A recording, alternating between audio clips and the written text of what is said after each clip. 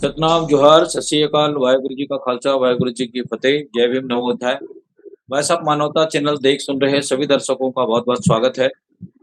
वैसे आप मानवता चैनल के फेसबुक लाइव पेज पर हमारे साथ ज्योतिबा फुले साहब की उन योगदान पर आज की हमारी 7वीं कड़ी है और इस कड़ी पर आज का उनका योगदान है लिंग भेद। आप सब लोगों को मालूम है कि भारत के संविधान जब इस देश में लागू नहीं हुआ था, उससे पहले महिलाओं के ऊपर में क्या स्थिति थी, आप सब लोगों को वाकिफ है, मालूम है। और 18वीं सदी में ज्योतिबा फुले और सावित्रीबाई फुले ने उनका जो संघर्ष है, जिसके कारण आज के जो परिप्रेक्ष्य में ऐतिहासिक रूप से हमारा जो कहीं न कहीं तोड़ा मरोड़ा गया है और जिसके कारण देश और दुनिया में ऐसे संत महापुरुषों की जीवनी को, उनके योगदान को कहीं न कहीं भुलाने की कोशिश की जाती है। और हमारे चैनल के माध्यम से आज इस परिचर्चा पर हमारे साथ जुड़े तमाम दर्शकों का और मेहमानों का, मैं खास करके रेखा जी का, डॉक्टर खुर्शीद खान साहब का आज के इस लाइव प्रोग्राम में जुड़ चुके हैं, उनका मैं बहुत-बहुत स्वागत करता हूँ। और जैसा कि आप सब लोगों को मालूम है कि आज भी लिंग भेद के ऊपर में, महिलाओं के ऊपर में, आज की परिस्थितियों में भी क्या-क्या होता है सब लोगों को मालूम है। तो आज की इस परिचर्चा पर मैं रेखा जी से आग्रह करता हूँ कि इस विषय पर अपनी बात रखेंगे। रेखा कौशिक जी, सतनाम जोहार। जी, सतनाम, वाहेगुरु जी की खालसा, वाहेगुरु जी की फतेह, नमो बुद्धाय, जय भीम, जय भारत, जय छत्तीसगढ़। आज की जो कड़ी है वो 7वीं कड़ी है लिंग विभेद के ऊपर। तो सबसे पहले मैं आभार व्यक्त करती हूँ जी, जगदीश सिंह सतनामी जी का और हमारे डॉक्टर कृपाल सिंह जी, और रेखा जी अपनी बात रखें। उनका सबको मैं आभार व्यक्त करती हूँ क्योंकि बोलने का मुझे अवसर मिल रहा है।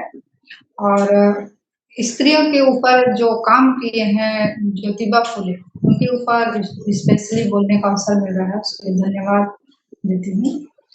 कि ज्योतिबा फुले जो उनका अपना जीवन था, संपूर्ण जीवन, वो स्त्रियों को शिक्षा प्रदान कराने में, उनके अधिकारों के प्रति जागरूक करने में अपना पूरा जीवन व्यतीत किए। 19वीं सदी में स्त्रियों को शिक्षा नहीं दी जाती थी और महात्मा फूले जी ने महिलाओं को स्त्री पुरुष के जो भेदभाव से बचाना चाहते थे महिलाओं को, इसलिए पूरा जोर शिक्षा पर दिया और महिलाओं को शिक्षित किए। उन्हें अनेकों कठिनाइयों का भी उसकी वजह से सामना करना पड़ा, लेकिन वे हार बिल्कुल नहीं मानी। उन्होंने कन्याओं के लिए भारत में पहली पाठशाला पुणे में बनाई और ताकि कन्या पढ़ लिख कर पुरुषों के बराबर समाज में अपनी भागीदारी वे सुनिश्चित कर सके। यदि स्त्रियों को किसी भी चीज में अधिकार नहीं देंगे तो उसके साथ भेदभावपूर्ण व्यवहार करेंगे और उसकी दशा में सुधार बिल्कुल नहीं हो पाएगा। तो और वे क्या कहना चाहिए कि पीढ़ी दर पीढ़ी वो मानसिक गुलामी की बेड़ी में जकड़े रहेंगे। तो उसे स्वतंत्रता का अधिकार देना बेहद जरूरी है। तो वो मानते थे कि इसलिए उन्होंने सर्वप्रथम शिक्षा को चुना और उन्होंने सर्वप्रथम शिक्षा को चुनकर कन्याओं को, महिलाओं को शिक्षित किया और अपने हक अधिकार के बारे में जानकारी दी उन्हें। क्योंकि जब तक वे कोई भी अपने हक अधिकार के बारे में नहीं जानेंगे, तो वो आगे लड़ कैसे सकेंगे? यदि उन्हें मालूम ही नहीं रहेगा कि मेरा हक अधिकार क्या है, तो उसके बारे में वो लड़ाई कैसे कर सकेंगे? इसलिए स्त्री शिक्षा का विरोध करने वाले भी ये भली-भांति जानते थे कि स्त्री शिक्षित होंगी, तो वे गुलाम बनकर नहीं रहेंगी। उनके अधीन में अर्थात उनके अधीन में वे नहीं रहेंगे। इसलिए उनको स्त्रियों को शिक्षा नहीं देना चाहते थे और गुलाम बनाकर ही रखना चाहते थे। तो ज्योतिबा फुले जी ने बाल विवाह का भी उन्होंने विरोध किया, क्योंकि लड़कियां का जब मानसिक स्थिति डेवलप नहीं हुए रहेंगे तो ऐसी स्थिति में वो घर गृहस्थी कैसे संभाल पाएंगी। कम उम्र में मतलब बच्चियों की शादी ब्याह कर दिए जाते थे, खेलने की उम्र में, पढ़ाई स्कूल जाने की उम्र में उनको घर गृहस्थी में धकेल दिया जाता था, जिसका उनको बिल्कुल वो करने में सक्षम नहीं होती थी। इस काम को उसको कराया जाता था और असमय मृत्यु दर भी महिलाओं का, लड़कियों का उस समय होता था, बहुत ज़्यादा होता था। तो ज्योतिबा फुले ने इसलिए बाल विवाह का भी उन्होंने उस समय बहुत विरोध किया और वे विधवा विवाह के समर्थक थे। उन्होंने कई क्रांतिकारी, उन्होंने उस टाइम में क्रांतिकारी कदम उठाए और उन्होंने कहा कि जाति या लिंग के आधार पर भेदभाव करना किसी से पाप है। क्योंकि उस समय भारतीय हिंदू कानून में, और उस समय के जो निर्माता रहे हैं भारतीय हिंदू कानून के, वो ऐसा मानते थे कि औरत को अपने बाल्यकाल में पिता के अधीन, और जैसे शादी हो गई तो उसके बाद पति के अधीन, और उसके बाद वृद्धावस्था में या विधवा हो गई तो उसके पश्चात वे पुत्र के अधीन में उनको रहना चाहिए, यानी कि उसको स्वतंत्रता का अधिकार बिल्कुल नहीं देना चाहते थे। तो किसी भी परिस्थिति में उसे खुद को स्वतंत्रता की अनुमति वो देना ही नहीं चाहते थे और ये मेन उद्देश्य उनका ये था कि उनको अशिक्षित रखना। यदि शिक्षा ग्रहण नहीं करेंगी तो जैसे पशु है, तो पशु को हम जैसे बोलेंगे वैसे मानेंगे, तो उसी प्रकार पशु तुल्य उसको, महिलाओं को पहले के समय में रखा जाता है। पितृसत्तात्मक जो सामाजिक संरचना की ऐसी प्रक्रिया व्यवस्था है कि जिसमें आदमी औरत पर अपना प्रभुत्व जमाता है और उसका दमन ही करता है, शोषण करता है। मुस्लिम महिलाओं में भी समान स्थिति है, ये नहीं कि हिंदुओं स्त्रियों में भी था, मुस्लिम स्त्रियों में भी वही दशा थी, हर जगह की स्त्रियों की वही दशा थी। वहां भी भेदभाव और स्वतंत्रता के लिए मंजूरी धार्मिक ग्रंथों में नहीं है, इस्लामी परंपराओं में द्वारा उनको प्रदान नहीं किया गया है। जैसे कि नमाज पढ़ने का शायद हम लोग नमाज अदा नहीं करते, जाके घर में नमाज पढ़ते हैं, वहाँ जैसे हमारे मंदिर हो तो ऐसे उनको भी होता है वहाँ, तो शायद वहाँ उन लोग को नमाज अदा नहीं करने दिया जाता। आज है कि नहीं है वो तो अभी बूढ़े हैं, वो विशेष बता पाएंगे। इसी प्रकार अन्य जो धार्मिक मान्यताएं हैं उसमें भी महिलाओं का साथ, मतलब अलग प्रकार का भेदभाव उसमें भी होता है। और जैसे महिलाओं को समाज में निचले स्तर के कारण में जो है वो शिक्षा की कमी है, जो निचले तबके के है उसमें भी अभी भी शिक्षा की कमी और अत्यधिक गरीबी की भी मानना है, क्योंकि गरीबी और शिक्षा की कमी कारण बहुत सी महिलाएं कम वेतन पर घरेलू कार्य करती हैं और प्रवासी मजदूर के रूप में भी वे कार्य करती हैं और ऐसे कार्य करने के लिए वो मजबूर हैं। लड़कियों को शिक्षित करना कई जगहों पर अभी भी अच्छा नहीं माना जाता, क्योंकि उनका जो मानना है कि जैसे लड़कियों को शिक्षित करते हैं तो खुद का नुकसान है। कैसे? क्योंकि लड़कियों की शादी हो जाएगी, वो दूसरे के घर चली जाएंगी, तो उसका खर्च हम अभी वहन करेंगे और शादी को दूसरे घर चली जाएंगी, तो हमारा पैसा खर्च होगा, इसलिए हम व्यर्थ समझते हैं।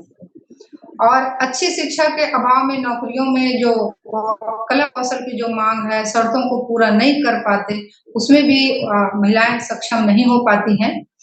और कई जगहों में तो लड़कियों की शिक्षा के परिणाम लड़कों से बेहतर आते हैं, जैसे अभी पढ़ लिख रहे तो बहुत बेहतर आते हैं। यदि लड़कियों को पूर्ण अवसर दिया जाए तो वे बेहतर परिणाम और आगे और ला सकते हैं। महिलाओं के साथ असमानता और भेदभाव का व्यवहार समाज में और घर में और घर के बाहर भी विभिन्न स्तरों पर उनके साथ होता है। लैंगिक जो असमानता का जो आधार पर महिलाओं के साथ भेदभाव परंपरागत रूप से समाज में महिलाओं को कमजोर वर्ग के रूप में ही देखा जाता है। महिला अर्थात सीधा मान लिया जाता है कि कमजोर है, महिला है अर्थात वो कमजोर है, ऐसा मतलब भावना रखते हैं। वे घर और समाज दोनों जगहों पर शोषण, अपमान, भेदभाव से पीड़ित होती हैं। महिलाओं के खिलाफ भेदभाव दुनिया में हर जगह, मतलब प्राय हर जगह देखा जाता है, उसको दोयम दर्जे का ही माना जाता है।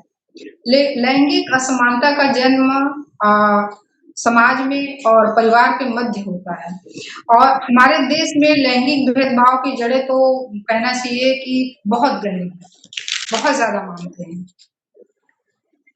जैसे कि सामाजिक क्षेत्र की जैसे देखा जाए तो भारतीय समाज में प्राय महिलाओं को घरेलू कार्य के लिए ही अनुकूल माना जाता है और घर की महिलाओं को मुख्य रूप से उनका कार्य जैसे जैसे कि भोजन की व्यवस्था करना, बच्चों का लालन-पालन तक ही सीमित रखते हैं।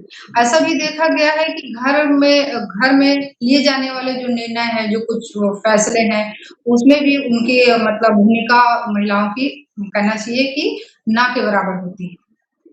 तो महिलाओं के मुद्दे में जो संबंधित विभिन्न सामाजिक संगठनों में भी महिलाओं की न्यूनतम संख्या लैंगिक असमानता के विकराल रूप को भी व्यक्त करता है। जैसे कि आर्थिक क्षेत्र में कार्यरत जो महिला है और पुरुष जो उसकी पारिश्रमिक जो है उसमें अंतर पाया जाता है। औद्योगिक जो क्षेत्र है प्राय महिलाओं को पुरुषों के अपेक्षा कम वेतन दिया जाता है और रोजगार के अवसरों में भी पुरुषों को भी उसमें ज़्यादा प्राथमिकता दी जाती है।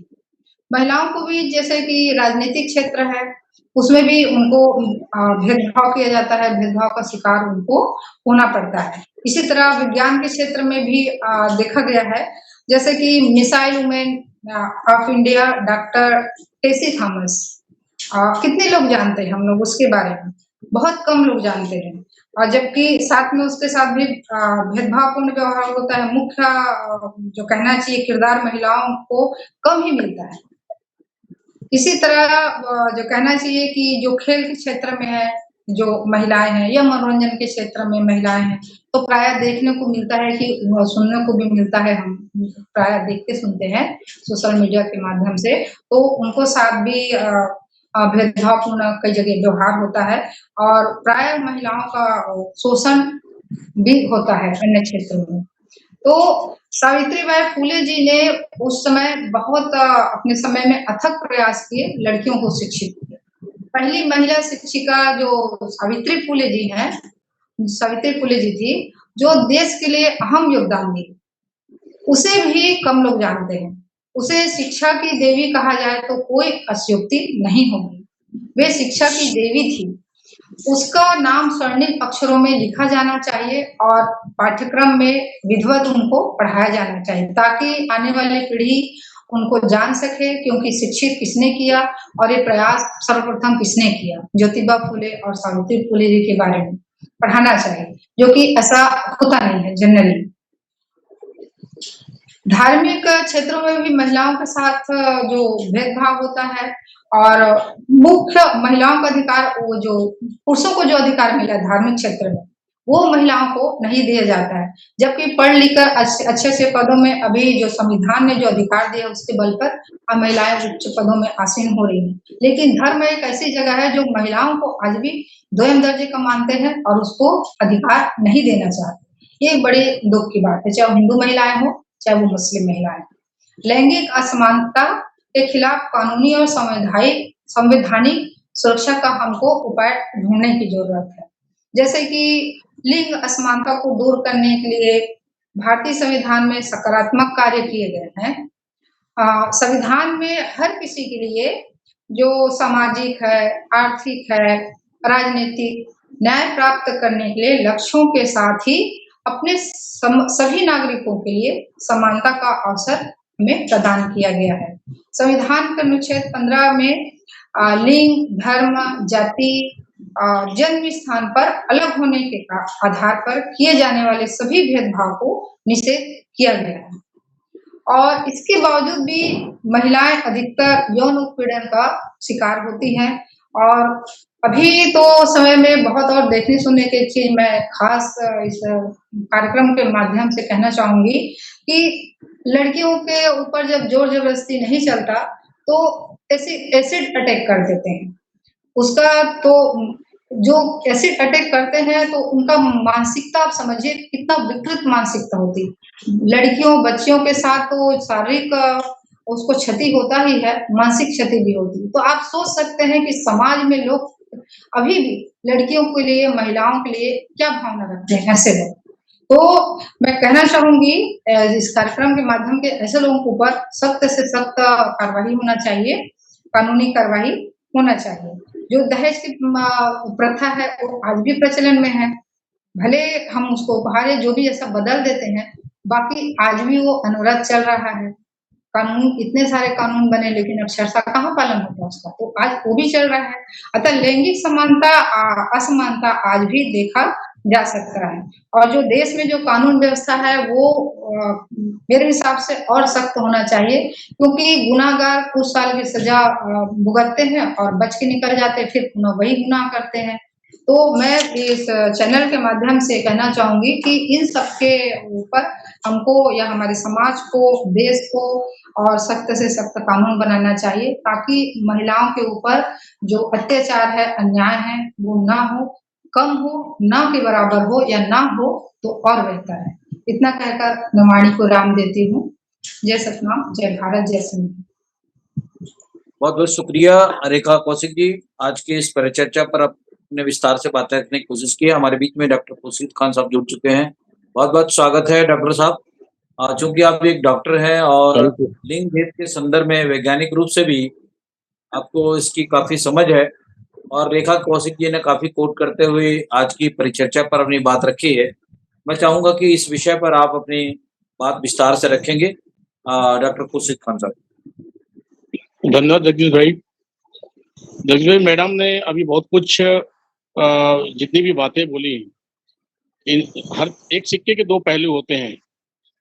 निसंदेह कि एक समय था कि महिलाएं जो है वो हर क्षेत्र में वंचित हो जाती थी। धीरे धीरे एक समय ऐसा आया कि आज जैसे राजनीति के क्षेत्र की बात है तो पंचायती राज अधिनियम के तहत में रिजर्वेशन मिला हुआ है महिलाओं को, और इसके तहत में ये पंच, पार्षद या सरपंच के चुनाव लड़ते हैं, अध्यक्ष वगैरह नगर निगम, नगर परिषद में। मगर अफसोस इस बात का है कि अगर महिलाएं इंदिरा गांधी की का एग्जाम्पल दूं, या आज चांद तक महिलाएं पहुंची है, चंद्रयान तक, मगर जब कभी ये पार्षद बन जाती हैं या फिर पंच या सरपंच जैसे चुनाव को महिलाएं जीत जाती हैं तो ये अपने पति पे डिपेंड हो जाती हैं। तो जब भी कभी आम आदमी को जरूरत पड़ती है तो महिलाएं सिर्फ वो, कई बार तो ऐसा होता है कि उनके हस्बैंड ही उनके सिग्नेचर करते हैं। तो ये जो चीजें हैं कि चुनाव महिला जीतती है, सिग्नेचर पति करता है, सारा अपना अधिकार जो है वो पति रख लेता है, तो इस पर भी अंकुश होनी चाहिए, ताकि समानता वाली बात है कि पुरुष के समान वो पंचायती राज अधिनियम के तहत निर्वाचित होने के बाद जो काम पुरुष कर सकता है वो महिलाएं भी कर सकती हैं। दूसरी चीजें मैं ये बोलना चाहूंगा कि कानूनी रूप से जिन महिलाओं के साथ वास्तव में घटना घटती है, जो सामाजिक दृष्टिकोण से उसमें बुराइयां हैं, कानूनी दृष्टि से कौन से वो गलत काम है, चाहे वो 376 का मामला हो या 354 जैसे मामले हों या दहेज जैसे प्रकरण हो, मगर होता कई बार ऐसा होता है, ये एक सिक्के के दो पहलू वाली बातें हैं। मैंने सब पे तो नहीं बोलना चाहूंगा, मगर जो कुछ महिलाएं जो होती हैं, कुछ महिलाएं, तथाकथित कुछ महिलाएं, जिनका सब बोलना तो उचित होगा, ये महिलाएं इन्हें प्राप्त अधिकार का ये दुरुपयोग करती हैं। दुरुपयोग भी कैसे है? इनके साथ वो घटना घटी नहीं है, क्योंकि कानून ये कहता है कि एक पक्ष सबसे पहले, अगर कोई महिला बोलती है कि मेरे साथ में दुष्कर्म हो गया, मेरे साथ में छेड़खानी हुई है, या महिलाएं बोलती है कि अगर वो प्रताड़ित करना चाहते हैं अपने पति को या अपने ससुराल पक्ष वाले को, सास को, ससुर को, तो या फिर ननद है, देवर है, जो भी, एक समय ऐसा होता था, काफी ज्यादा दहेज के प्रकरण बनते थे। वास्तविक में जो घटना घटती थी तो वहां तक तो सही है, लेकिन धीरे धीरे ये एक आम बात हो गई, जिसकी वजह से लोगों में से विश्वास हटता गया। और अब दहेज प्रकरण यदि वास्तव में किसी के साथ होता भी है तो लोग सोचते हैं कि ये एक तरह से महिला उनको फंसाना चाहती है, उनके ससुराल पक्ष को, पति को, या जो भी होगा। तो एक ब्लैकमेल के रूप में पहले काम होता था इस टाइप का, और ये अभी भी एक समाज में कुछ महिलाओं के कारण, जैसे 354 वाली प्रकरण है, छेड़खानी है, या 376 जैसे प्रकरण है, ये एक ब्लैकमेलिंग के रूप में भी आजकल कारगर हो गया। लोग इसका महिलाएं अपने अधिकार का दुरुपयोग करना, और या फिर दूसरों के द्वारा, कई बार राजनीतिक दृष्टिकोण से भी उनके साथ ऐसा घटना घटती नहीं है और वो इसे राजनीतिक दृष्टिकोण से उसका ब्लैकमेल करना चाहती हैं। तो ये जो न केवल लिंग के आधार पर समानता का अधिकार की बात हो, बल्कि प्राप्त अधिकार का दुरुपयोग नहीं होना चाहिए। ये मेरा एक चीज है दूसरे मेडिकल साइंस से जुड़े होने के कारण क्योंकि मैडम ने बहुत अच्छी अच्छी बातें करी हैं, उनमें कुछ चीज ऐसा बचता ही नहीं है उसके बाद की लिंग भेद से संबंधित कुछ बताया जाए। मगर मेडिकल साइंस से अगर आप ये सेक्स डिटर्मिनेशन की बात करूं मैं, कि एक समय था आज से 10 साल 15 साल पहले कि लोग अल्ट्रासोनोग्राफी जो होता है यूएसजी सोनोग्राफी करते हैं। जब गर्भवती होती थी महिलाएं तो कुछ डॉक्टर्स भी इसमें इंक्लूड होते थे जो पैसा कमाना चाहते थे, और जिस पे पाबंदी लगी हुई थी कि कानूनन दृष्टिकोण से हमको सेक्स मेल है या फीमेल है ये नहीं बताना है, मगर इसके बावजूद भी पैसे के लालच में वो डॉक्टर्स जो है उनको सेक्स बताते थे। और अगर उनको ऐसा लगता था कि भाई ये मेल चाइल्ड नहीं है, ये फीमेल है, तो वो उसका फिर एबॉर्शन करा लेते थे, और जिसके कारण से अनुपातिक दृष्टिकोण से महिला और पुरुषों की जो संख्या है वो धीरे धीरे उनके ही समाज में कम हो गई। तो आज वो दूसरे समाज की लड़कियों से शादी करते हैं, और धीरे धीरे जैसे जैसे लोगों में जागरूकता आई और जब वो पढ़े लिखे शिक्षित होने लगे, तो अब वो जो या फिर कानूनी रूप से अल्ट्रासोनोग्राफी के जो सोनोलॉजिस्ट थे उन पर कानूनन कार्रवाई इतनी हुई कि अब सेक्स डिटर्मिनेशन तो कराते नहीं है। और ये जो चीजें कुछ कहीं कहीं पर अभी भी as a doctors government sector में मैं काम करता हूँ, और इससे पहले प्राइवेट प्रैक्टिस के नाम पे भी कई ऐसे भी पेयर्स आते थे, कपल्स, जो ये चाहते हैं कि उस टाइम में सेक्स क्या है ये जानना, कि मेल है या फीमेल है। और अगर हम मान लीजिए कोई डॉक्टर्स उनको बता देता है तो वो फिर सीधा एबॉर्शन की ओर जाते हैं, जबकि उस अल्ट्रासोनोग्राफी कराने का हमारा तात्पर्य ये रहता है कि जो आपके यूट्रस में बच्चा जो पल रहा है वो वास्तविक में स्वस्थ है कि नहीं, और उसका प्रेजेंटेशन कहीं वो ट्रांसवर्स प्रोजेक्शन यानी कहीं जो जो जो मेडिकल साइंस के हिसाब से जो प्रेजेंटेशन होना चाहिए वो है या नहीं, या फिर हम उसके आधार पे सोनोग्राफी जब करते हैं तो एलएमपी के आधार पर ईडीडी का डेट यानी संभावित तिथि जो है वो निकालने का ही पर्पज हमारा होता है उस रेडियोलॉजी या उस सोनोग्राफी का। मगर अ, अभी भी महिला और पुरुष दोनों जो पति पत्नी है या उनके जो सास ससुर हैं या उनके माँ बाप अभी भी इस मानसिकता के साथ सेक्स डिटर्मिनेशन कराना चाहते हैं या सोनोग्राफी कराना चाहते हैं कि उनको सेक्स पता चल जाए, और फीमेल है तो फिर उसका वो एबॉर्शन कर दें। तो मैं ऐसे सोनोग्राफी सेंटर के भी खिलाफत बात कर रहा हूँ, और वैसे डॉक्टर जो महिला डॉक्टर होती हैं जो कुछ पैसा के चक्कर में इनका डीएनसी भी कर देती हैं, यानी सफाई भी कर देती हैं। तो इन दोनों समाज में ये भी बुराइयां हैं, और इन सब पर भी सख्त से सख्त जो है कार्रवाई होनी चाहिए, और महिला कम से कम अपने पेट में पल रही गर्भ के प्रति वो सेंसिटिव रहे कि भाई मुझे ना गर्भ का ये पता लगाना है कि ये मेल है या फीमेल है, और ना ही मुझे इसकी सफाई करानी है। और जहाँ तक सेक्स डिटर्मिनेशन से पहले सेक्स बनता क्या है मेडिकल साइंस की बात में अगर मैं बताऊं, तो जो ह्यूमन बॉडी है मेल और फीमेल दोनों, इनमें 46 क्रोमोसोम्स टोटल होते हैं, जिनमें 22 पेयर्स में यानी 44 जो होती हैं वो मेल और फीमेल दोनों में जो क्रोमोसोम्स होते हैं वो समान रूप से उसको हम ऑटोसोम्स बोलते हैं। अब मेल और फीमेल जो की बात अगर किया जाए तो एक्स एक्स जो क्रोमोसोम होता है वो मेल में फीमेल में, और एक्स वाई जो है वो जिसको हम सेक्स हार्मोन बोलते हैं वो मेल में होता है। तो एक्स वाई और एक्स एक्स जो क्रोमोसोम्स जिसके आधार पे गर्भ का में सेक्स का निर्धारण होता है, ये मेडिकल साइंस के हिसाब से मैं आपको बतला रहा हूँ। इसके अलावा मेल और फीमेल के अलावा एक थर्ड जो होता है, अगर ये स्त्रीलिंग पुल्लिंग के बाद हम जो थर्ड लिंग्स की बात करते हैं वो थर्ड जेंडर होता है।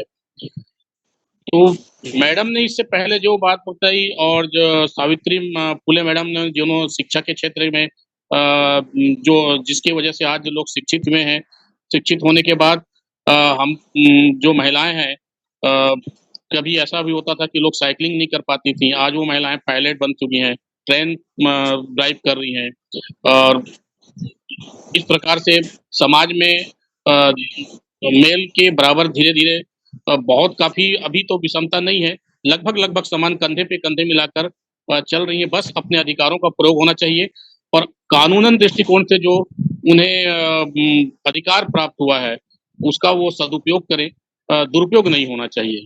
बस मैं इतना ही बोलना चाहता हूँ। मेरी बातों को जी अन्यथा नहीं लेंगे, मैं महिलाओं के विपक्ष में बात नहीं कर रहा हूँ। जो महिलाओं के हित के लिए बने कानून हैं, वो निश्चित रूप से होना चाहिए। यदि किसी के साथ गलत हो रहा है, तो उस पे कार्रवाई होनी चाहिए, कानूनन कार्रवाई होनी चाहिए।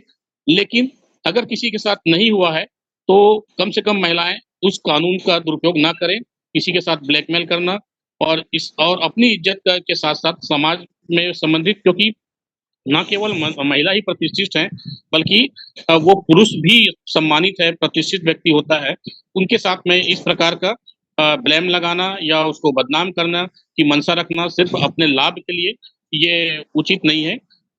बाकी मैडम ने जितनी चीज़ें बोली, वो सारी चीज़ें स्वीकार है, सारे समाज को स्वीकार है, उनके लिए कानून भी बने हैं। समाजशास्त्र में सारी चीज़ वर्णित भी हैं और लिंग जी भेद की बातें हैं, तो मेल और फीमेल अब लगभग इक्वल है, कंधे पे कंधे मिला जी के महिलाएँ चल रही हैं। जी बहुत शुक्रिया डॉक्टर खुर्शीद खान साहब। हमारे बीच में उत्तर प्रदेश जालौन से मोहम्मद हाजी साहब जुड़ गए हैं। बहुत बहुत स्वागत है हाजी साहब, बने रहें हमारे बीच में।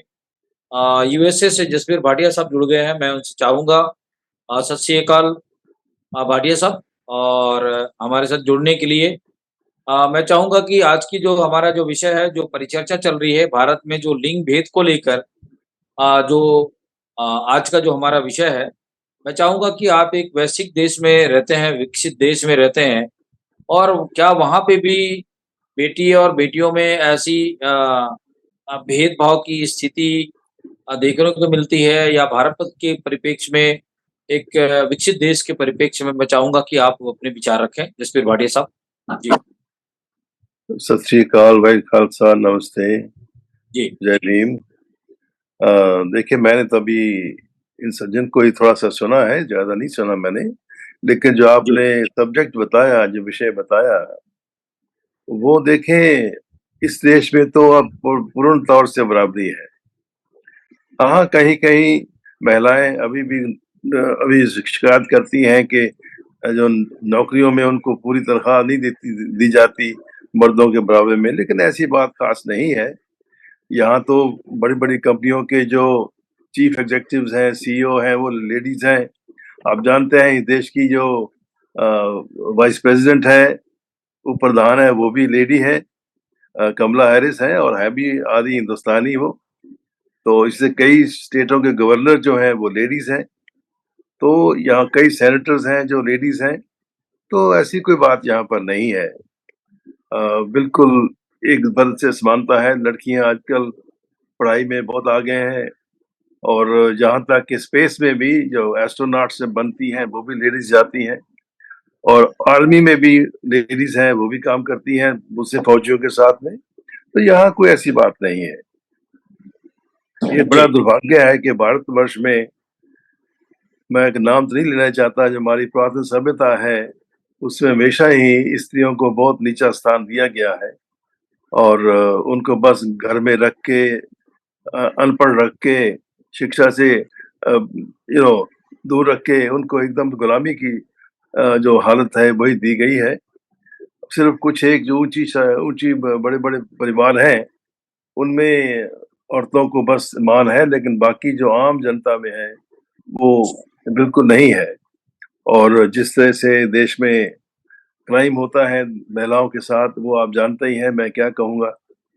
तो दूसरी बात आपने कही है कि जो हमारे हिंदुस्तान में जितने जो राजनीति के लोग हैं, अपने बच्चों को प्रोटेक्ट करने के लिए कुछ भी कर सकते हैं, चाहे कितने भी वो क्राइम करें, कितने भी वो कानून तोड़ें, बस पुलिस भी उनके साथ होती है, क्योंकि पुलिस जो है वो आपके विधायक हैं, उनसे डरती है। तो ये भारत के अंदर एक बड़ा ही संगीन सा सब्जेक्ट है, और बड़ा दुखांत है, बड़े दुख की बात है कि महिलाओं को अभी भी भारत में वो स्थान नहीं है जो उन्हें होना चाहिए। आप तो जानते हैं, गुरु नानक ने 500 साल पहले ये कहा था कि औरत मर्द में कोई फर्क नहीं होना चाहिए, सभी भगवान का रूप है, और हर एक का अपना रोल है। दोनों औरत, मेल और फीमेल का अपना एक मिल के रोल है, जो इस सृष्टि को चलाने का रोल है। अदरवाइज उसमें किसी बात से भी कमी नहीं है। जब हमारे गुरु गोविंद सिंह के साथ जब महिलाएं उनकी फौजों के साथ में लड़ी थी, तो ये बात तो सिख धर्म में बहुत प्रचलित है, लेकिन अभी भी जो कि थोड़ा सा ही हमारा इम्पैक्ट है, लेकिन दूर भारत में अभी भी महिलाओं की दशा अच्छी नहीं है मेरे ख्याल में। तो सवाल आपने ये पूछा था कि पश्चिम के देशों में महिलाओं की क्या अवस्था है, तो यहाँ तो भाई सब बराबरी है, बिल्कुल बराबरी। जी जी, बहुत शुक्रिया जसबीर भाटिया साहब, आपने आज के विषय पर कम शब्दों में और बहुत सारगर्भित बातें आपने कही है। हमारा कार्यक्रम का समय भी करीब करीब हो चुका है। मैं डॉक्टर खुर्शीद खान साहब से चाहूंगा कि साहब, आपका चेहरा कट रहा है, थोड़ा सा स्क्रीन पे ठीक से बैठे। मैं चाहूंगा कि आज के इस विषय पर संक्षिप्त में जो विषय को लेकर जो बातें हुई है, रेखा कौशिक जी हमारे साथ लिप्त हो गई हैं। उन्होंने महिलाओं के ऊपर में जो बातें कही है कि भारतीय इतिहास में जो संत महापुरुषों की जो विचारधारा है, वो उसको कहीं न कहीं मिटाने की कोशिश की गई है। और आज के परिप्रेक्ष्य में आप बार-बार देखते सुनते हैं कि संविधान को खत्म कर दिया जाए। तो संविधान को खत्म करेंगे तो क्या वही मनुस्मृति फिर से भारत देश के अंदर में लाएँगे?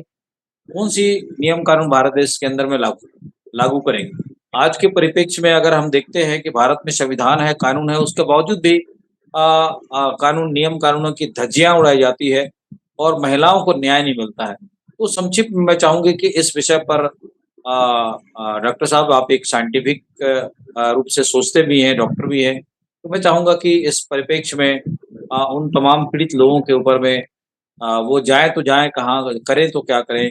ये परिस्थितियाँ आज निर्मित हो चुके हैं। तो संक्षिप्त में आज के इस विषय पर कम शब्दों में अपनी बात रखें, फिर हम कार्यक्रम को समाप्त करेंगे।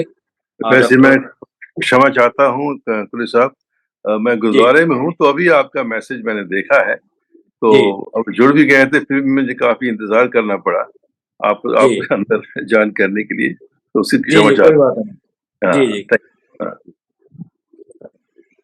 Doctor Khurshid Khan sir. संविधान को संरक्षित करना, इसको प्रोटेक्ट करना हमारा परम कर्तव्य है। वर्तमान में जो संविधान है ये हम सब के अनुकूल है और ये बिल्कुल ज़रूरी है कि संविधान में किसी प्रकार की बदलाव की आवश्यकता नहीं है। ये भले बात है कि बीच में आंशिक रूप से अमेंडमेंट होते आए हैं और उनका भी कोई इस देश में जो अमेंडमेंट हुआ है तो उसके कोई सकारात्मक परिणाम नहीं मिले हैं। बाबा साहब भीमराव अम्बेडकर साहब ने जो संविधान लिखा है, वो आज के परिप्रेक्ष्य में बिल्कुल सही है और संविधान हम सिर्फ इतना है कि सरकारें चाहे जिस भी पार्टी की बने, संविधान को परिवर्तित करने की ओर ना ध्यान देकर संविधान के अनुकूल चलें ताकि समाज में हम सुरक्षित रहे और देश का नाम भी हो सके, देश प्रोग्रेस कर सके। जी, बहुत शुक्रिया डॉक्टर खुर्शीद खान साहब। मैं लास्ट कमेंट के रूप में भाटिया साहब से चाहूँगा कि जैसे कि गुरु नानक साहब ने भी भारत देश के अंदर में जो अपने आइडियोलॉजी इस देश के लोगों के लिए दिया, उस गैर बराबरी को खत्म करके महिलाओं को भी समान अधिकार दिया है। वैसे ही समान अधिकार भारत के संविधान ने भी देता है। लेकिन इसके बावजूद भी आज हम तमाम प्रकार की घटनाएँ जो लगातार रोज़ देख रहे हैं, वो लगातार घटती जा रही है और इस पर अपने बातें कह भी दी है। तो मैं आज की इस परिप्रेक्ष्य में जो एक जागरूकता के रूप में हमारा जो चैनल है फेसबुक लाइव पर हम लोगों ने इस पर आज का डिबेट रखा है और एक एपिसोड के रूप में सावित्रीबाई फुले, ज्योतिबा फुले साहब ने 18वीं सदी में ये शुरुआत की थी। उस समय की सड़ी-गली सामाजिक व्यवस्था के ऊपर में लड़ाई लड़ते हुए उन्होंने महिलाओं को ये हक अधिकार दिया और अंग्रेज़ों ने भी उस समय में तत्कालीन में उनकी बाद में सराहना भी की और उन्हें कई अ अ सम्मान देकर के उन्होंने उनके कार्यप्रणाली को सराहा भी। तो इस परिप्रेक्ष्य में मैं चाहूँगा संक्षिप्त में अपनी बात रखेंगे जसबीर भाटिया साहब, उसके बाद हम कार्यक्रम को समाप्त करेंगे। जी। जी, देखें, मैंने जैसे पहले कहा, दुर्भाग्य से जो है, ऐसे अभी आपने मनुस्मृति की बात कर दी है, तो मुझे कहने की ज़रूरत नहीं है। उसके आधार पर हज़ारों सालों से भारत के अंदर महिलाओं को बस यही सिखाया गया है कि आपका काम है पति परमेश्वर की सेवा करना, घर में रहना, बच्चों को पालना, और कोई पढ़ाई से, लिखाई से, शिक्षा से वंचित रखा गया। तो वो जो बात है ना, अभी भी लोगों के मन में घुस गई। आम जो जनता है, उसके मन में अभी तक वो एक माइंडसेट बन गया है, एक एक एक ट्रेडिशन सी बन गई है। तो जी जो शिक्षित महिलाएं हैं, उनको तो मौका मिलता है बड़े-बड़े शहरों में आजकल, काफ़ी अच्छी शिक्षा प्राप्त कर रही हैं। लेकिन जो पूरा देश है, गाँव में है, दूर-दूर तक देश है, वहाँ पर अभी महिलाओं को वो अ, शिक्षा नहीं मिल रही है। उनको अभी ये एनलाइटनमेंट नहीं हुई है कि उनके भी अधिकार हैं। वो उसी तरह से पुरानी प्रणाली से ही चलते आ रहे हैं। तो ये एक बड़े दुर्भाग्य की बात है। दूसरी बात ये है कि भारत के अंदर जो पुलिस राज है ना, पुलिस जो है सरकार के अंडर है और विधायकों के अंडर है। जो भी वो हुक्म करते हैं, पुलिस को मानना पड़ता है। इसलिए वो उनके परिवार के लोग पुलिस का साथ लेके बच्चों को प्रोटेक्ट करते हैं। इस देश में ऐसा नहीं है। जो पुलिस जो है, लोगों के बीच में है। जैसे कि यहाँ का जो शेरिफ कहते हैं, या जो सबसे बड़ा जो थानेदार होता है, उसको उसका लोग निर्वाचन करते हैं, इलेक्शन करते हैं, वोट डालते हैं और देखते हैं भी कैसा इंसान है, कैसे वो समाज की सेवा कर रहा है। कोई भी पुलिस वाला किसी विधायक के अंडर में नहीं है, किसी के वो विधायक की बात नहीं मानते। तो ये बहुत फर्क है। इसलिए यहाँ पर जी जो पुलिस है, वो आम जनता के लिए एक रक्षा के रूप में बनती है। उनको शिकायत होती है, आप किसी पुलिस वाले को सड़क में ज़रूर आके हो, बात करें उससे, भी मेरी ये समस्या है, वो आपकी हेल्प करेंगे। वहाँ हिंदुस्तान में तो किसी पुलिस से बात करने से डर लगता है, भाई क्या करेगा? सो जी ये एक बड़ा ही बहुत फ़र्क है कि ये जो पुलिस राज है, अंग्रेज़ों ने अपने लिए बनाया ताकि अपना राज कायम कर सके। लेकिन हिंदुस्तान में वही प्रणाली चलती आ रही है। तो पुलिस का बहुत बड़ा रोल है इसमें, जो लोगों को दबा के रखा गया है, और ये विधायक लोग अपने अपने स्वार्थ के लिए इसका इस्तेमाल करते हैं। तो ये बड़ी बात है। देखिए, आम में मूवीज़ में, फ़िल्मों में देखा होगा कि अगर कोई विधायक चाहता है, वो पुलिस वाले के साथ चला जाता है और वो बात नहीं मानता है, आप जानते हैं मैं कौन बोल रहा हूँ? चाहूँ तो आपकी अभी तब्दीली करा दूँ। देखिए ना, ये बात जो है, जी फिर डर जाते हैं वो। तो ये बड़ा एक हँसने की बात तो ठीक है, लेकिन इसका बड़ा प्रभाव है जनता के ऊपर, इसका देश की व्यवस्था के ऊपर बहुत ज़्यादा बड़ा प्रभाव। तो ये बातें जी जब तक ठीक नहीं होंगी, जब तक हमारा पूरा सिस्टम ठीक नहीं होगा, तब तक विधान क्या कुछ भी कर सकते। विधान तो एक किताब है ना, वो क्या करेगी? जब को उसको जी लोग मानेंगे नहीं तो। तो जितने विधायक हैं जो गवर्नमेंट जाते हैं, किन्होंने लोगों ने विधान पढ़ा है? किसी ने। तो ऐसी बातें हैं, ये बहुत बड़ी समस्या है देश में। और कुछ लोग, ऊपर के जो लोग हैं, वही राज करते हैं, बाकी तो बस यस मैन है, जो लीडर ने कह दिया हाँ जी, हाँ जी, बस हाँ जी के लोग हैं। तो यही दुखांत की बात है। जी अ, तो मैं इसे शब्दों से माफ़ी चाहता हूँ अगर मैंने कुछ जी ज़्यादा बात कह दी हो तो।